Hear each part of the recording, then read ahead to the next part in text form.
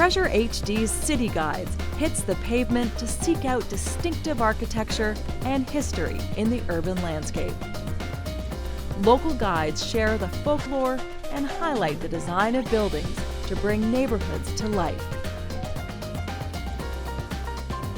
From Romanesque revival to modernism, discover the fascinating architecture, old and new, that frames cities all over the world.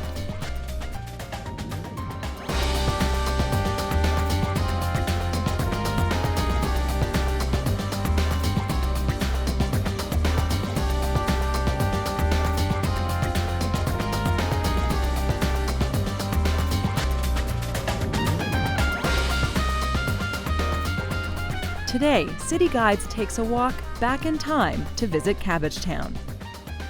This quaint neighborhood has earned its bragging rights by being labeled North America's largest preserved Victorian neighborhood. Cabbagetown includes Sherburne Street to the west, St. James Cemetery to the north, the Don Valley Parkway to the east, and Gerrard Street to the south. Welcome to our tour of Cabbagetown today. The original settlers were Irish immigrants who were fleeing the potato famine in Ireland, and they had no qualms about moving into the undesirable area of Toronto, east of Parliament Street. In the early days of Cabbagetown, citizens of York looked down on this peasant district. Poverty was rampant, and the quality of housing was poor. Sanitation was a very real problem. Even taking a simple bath often meant a visit to the public bathhouses. But the area also had a very important medical center, which included the Toronto General Hospital. Despite the challenges of disease and poverty, its residents were a resourceful people. They found ways to survive and eventually thrive.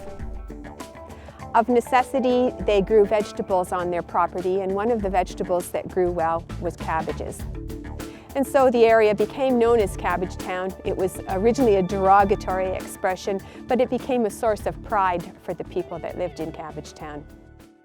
Today, the residents proudly display the local flag, which has a head of a cabbage as its emblem, a simple and quite literal nod to its humble past. The growth of Cabbagetown, starting with the late 1800s, ushered in new ethnic groups, a large working-class population, and more affluent families. From the row homes and workers' cottages to detached dwellings, the historical diversity of this residential neighborhood is reflected in the variety of homes that are found along these tree-lined streets. Despite the growth, it took the 1970s to truly bring about urban renewal, triggering the rebirth of the old Victorian neighborhood. We're going to see a wide variety of charming buildings today in different architectural styles, dating from the 1860s to the 1890s.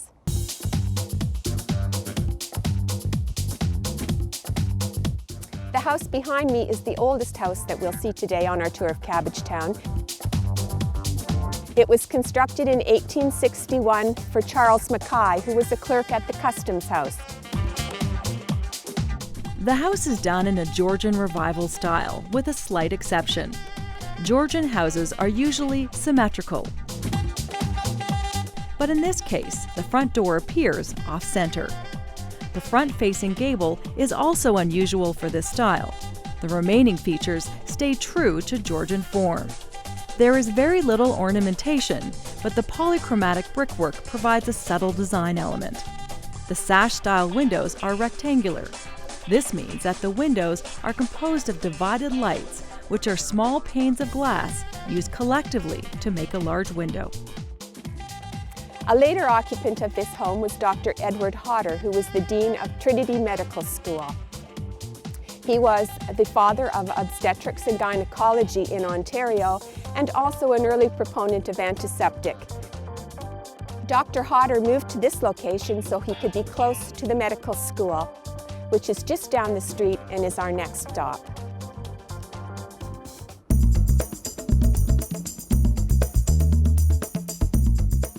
Behind me is the Trinity Medical School.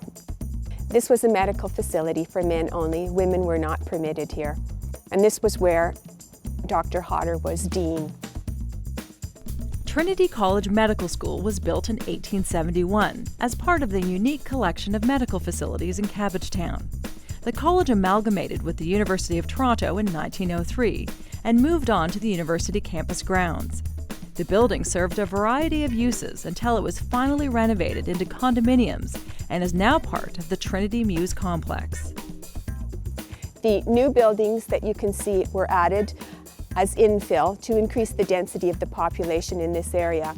They're clearly modern but have been built in a style that's sympathetic to the original building. The college was built here so that it would be in close proximity to the Toronto General Hospital, which was in fact a collection of buildings located just a few blocks away.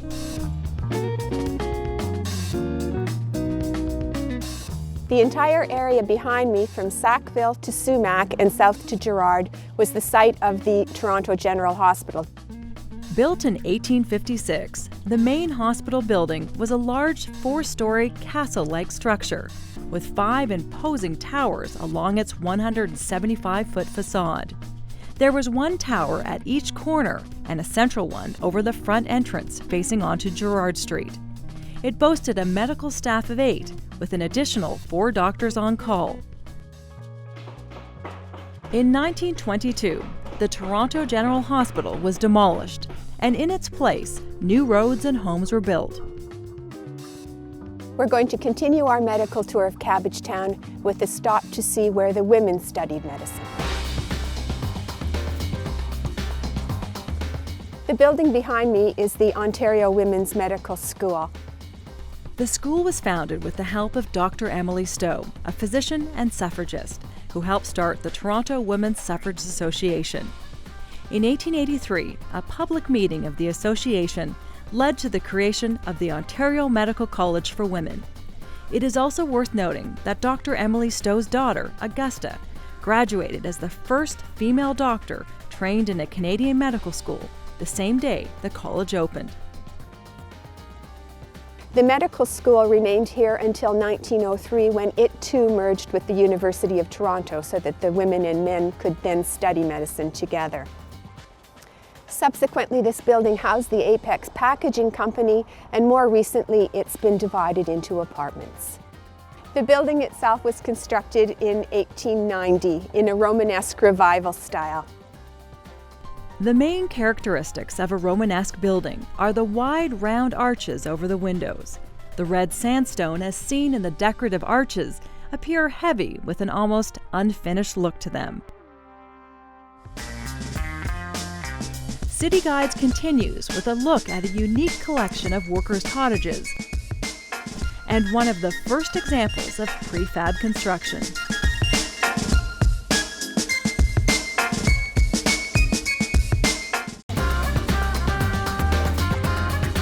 City Guides began with an exploration into the medical history of Cabbagetown. Now the architecture shifts with a look at domestic life in this Victorian neighborhood. Behind me are a row of workers' cottages that were constructed in 1887 by a local builder, Thomas Brice. The buildings are designed in a Second Empire style, using the characteristic mansard roof.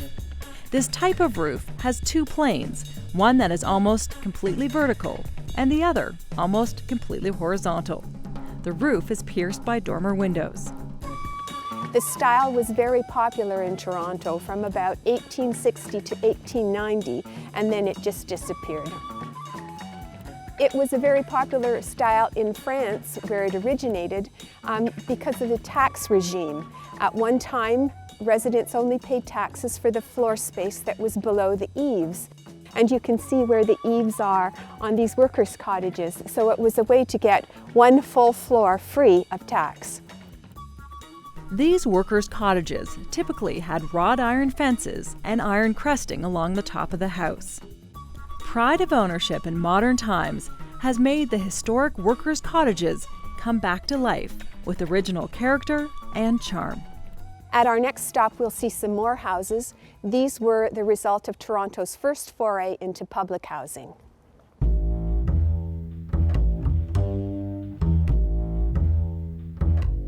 Here we are at Spruce Court Apartments. The buildings were started in 1913 to the designs of architect Eden Smith.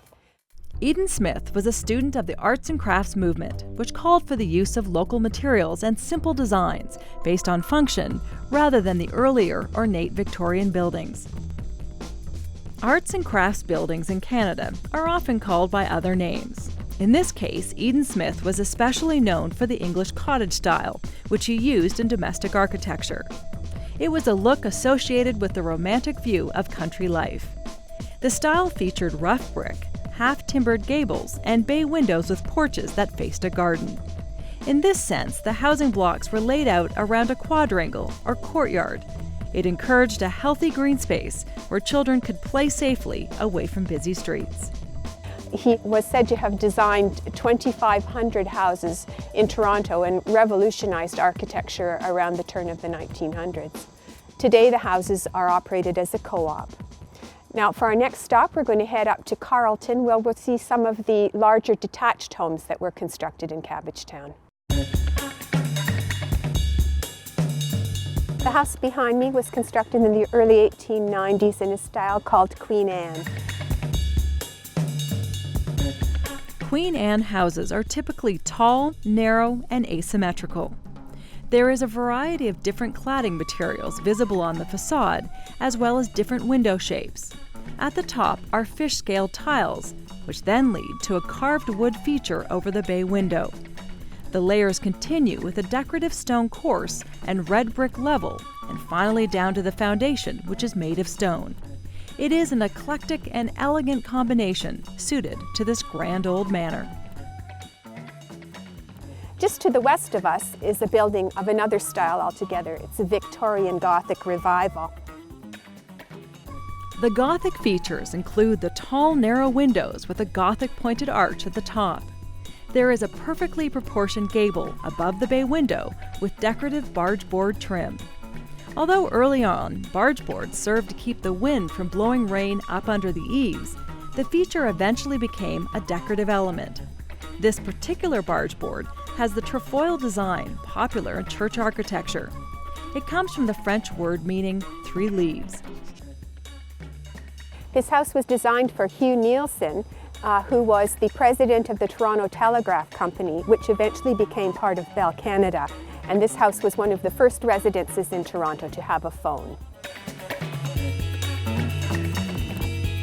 This row of 5 semi-detached houses behind me was constructed in the 1880s by local builder Thomas Brice, who also built the Second Empire-style workers' cottages we saw earlier. These are examples of early prefab buildings intended for middle-class families. Many features, such as the doors, windows, and carved spindles, were all manufactured off-site and then installed on the houses. Many of the houses have stained glass windows, which was a common sight in Victorian times. The largest manufacturer of stained glass windows in Canada was the McCausland Glass Company. They went on to be the oldest and largest manufacturers of stained glass windows in North America. Remarkably, the company is still in business after 5 generations. Now, for our next stop, we're going to go and have a look at the first church on our tour.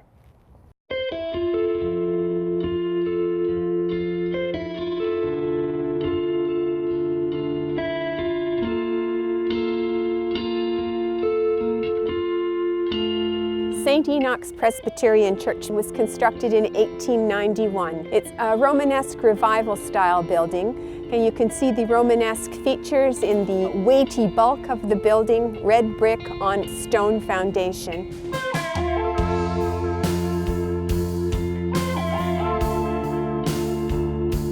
Back in the 1890s, the minister here was Alexander Macmillan, and his son Ernest used to play the organ for services.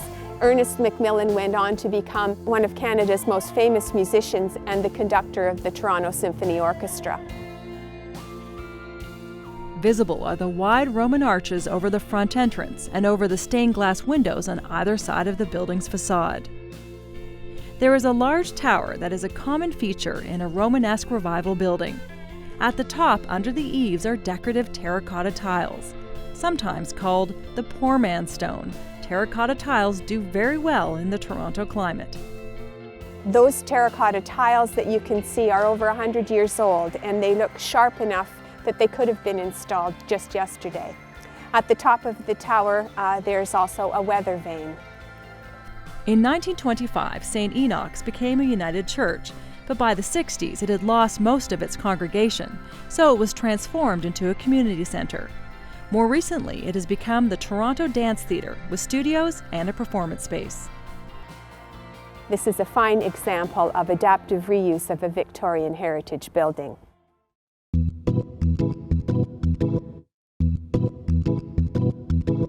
Standing in Wellesley Cottages Lane is like being in the country, although we know that we're right in the middle of Toronto.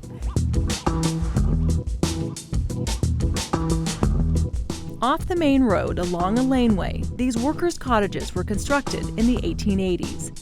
They incorporated a simple layout that was both efficient and elegant. The Gothic architecture is based on a design that won first place for workers' cottages at the Crystal Palace exhibition of 1851 in London. They are symmetrical with a pointed gable directly over the main entrance. There is barge board in the gable with a quatrefoil pattern, which is a four-leaf design.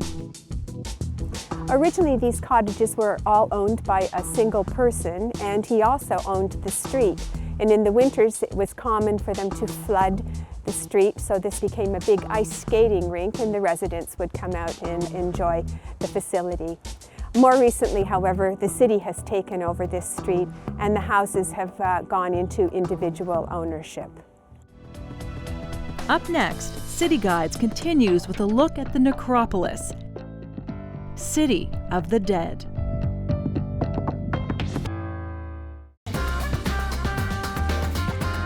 City Guides now takes a look at one of its landmarks, the Riverdale Park and former zoo. Cabbagetown, despite its hardships, had a population that was determined and hardworking. Its residents also knew how to entertain themselves, from skating on the Don River to tobogganing at Riverdale Park and baseball games in the summer. There was no shortage of fun to be had. Riverdale Park also had established a zoo in 1899 that drew visitors from all over. The grounds were cared for by minimum security prisoners from the nearby Don Jail. The zoo has since disappeared, and in its place is an active farm open to the public. Many come to enjoy the trails that lead around the park and farm grounds. The farm is just across from the Necropolis, one of two historic Cabbagetown cemeteries.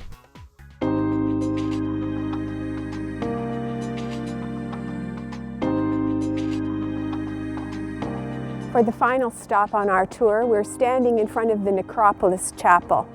The chapel, the superintendent's lodge, and the porte cochere, or the carriageway, were all designed by architect Henry Langley and built in 1872.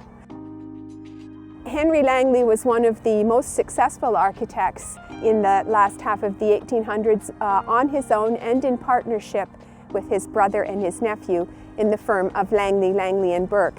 And he has designed a wonderful building here. Even though it's the entrance to a cemetery, there's really nothing gloomy about the building that he's designed here. Hello, I'm David Fahey. I'm the Family Services Coordinator here at Toronto Necropolis. We're on the eastern side of Cabbagetown, and this is rather a gem that a lot of people in Toronto don't know much about. Necropolis means City of the Dead in Greek, and it was named that in Victorian times because everything that was Greek at that point in time was very popular in England. Since 1850, there have been more than 50,000 people buried here at Necropolis, and that was accomplished even though it's only a 20-acre site because of the vast numbers of cremated remains that have been interred here since 1933.